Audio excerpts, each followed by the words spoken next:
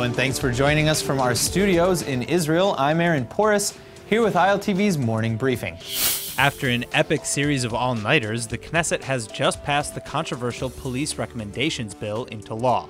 The new legislation blocks police from recommending criminal indictments to the Attorney General in high-profile cases, and has already ignited intense debate within the country. Though the new law doesn't apply to current corruption investigations surrounding Prime Minister Netanyahu, critics call this, quote, a law of shame, saying it was clearly designed to protect Netanyahu from public fallout in possible future charges. This conflict of interest is why Netanyahu actually abstained from the final vote, along with Labor Minister Chaim Katz, who's also under investigation for alleged corruption. Despite this, the bill still managed to pass through the floor with 59 votes to 54. The law's opponents, however, have not given up the fight, and they've already filed a petition with Israel's High Court to overturn the new legislation. With weekly protests against the law and government corruption charges continuing to spread all over the country, clearly this is a debate that will continue for quite a while. Clashes have erupted between Jewish worshippers and Palestinians at the tomb of Yehoshua ben Nun, a holy site located in the West Bank. The army secured the area to allow Jewish visitors to pray at the site, which is when they were bombarded with stones and even Molotov cocktails. No injuries have been reported. After the situation died down, the group of roughly 1,000 Jewish worshippers were able to pray at the tomb as planned.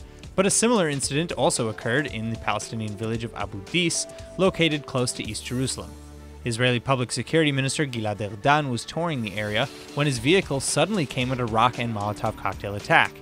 Erdan is unharmed and says the attack clearly reflects the need for boosted security in the area.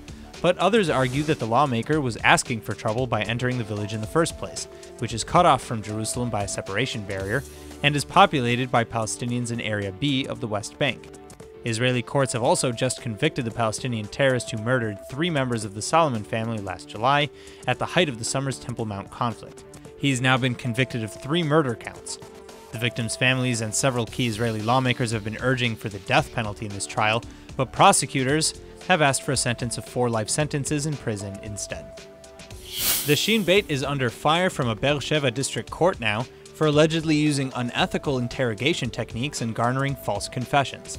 The investigation began when 22-year-old Khalil Nimri was arrested in Eilat in 2015 in response to a reported suspicious activity around a hotel. When the real culprit, Ashraf Salaima, was identified a few days later, Nimri was already stuck in police custody, having already confessed to the planning of a terror attack. In a decision published earlier this week, the Be'er-Sheva court judges concluded that the SHIN bait, quote, taught the defendant that he must lie in order to satisfy the SHIN bait, and that the interrogation methods of the SHIN bait are not known to us, and we have only been provided with little and partial information. We do not know what is known to the SHIN bait on the intelligence level, end quote. Nimri has now been acquitted and released, but he still spent nearly 2 years in prison until the mess was cleared up. He alleges that he was confessing under the impression that he had to, or else his family would be at risk of the SHIN bait. The SHIN bait, however, has denied all allegations of misconduct, revealing that they had supposed solid evidence that Salaima and Nimri were planning the attack together. Further, a source familiar with the investigation told Haaretz that every SHIN bait interrogation, quote, including this case, is carried out with internal and external oversight throughout the proceedings, end quote.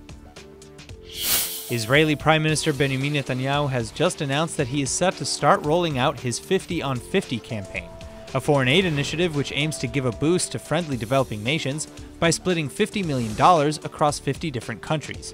According to earlier reports, each country will receive a package designed for the country's individual needs. The money will be spent on things like the latest innovations in agriculture, water desalination, security and intelligence operations, and much, much more.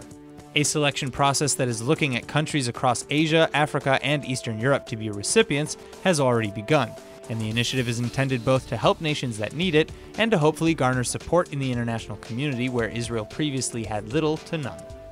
Aliza Azan and 3 of her children, Moshe, Itzcha, and Henrietta, all tragically perished in a fire that broke out in their Brooklyn home earlier this month. Well, now a GoFundMe crowdfunding campaign has raised over $500,000 in just 8 days to support the survivors of the Azan family. Father Yossi and 3 of the Azan children survived the fire, but Yossi, son Daniel, and daughter Shilat remain hospitalized with burns and broken bones. Avraham, the only one to remain unscathed through the ordeal, will return to his family in New York soon after traveling to Israel to bury his mother. The fire began from an unattended lit Hanukkah menorah in the middle of the night. The aid campaign, which hopes to raise at least $1 million, will reportedly be used primarily for medical expenses, reconstructive surgeries, insurance, and more. It was started by the family's rabbi, Rabbi David Ozeri. That's all for now. I'm Aaron Porras, and see you later with our main daily broadcast from Israel at 2 p.m. Eastern Time.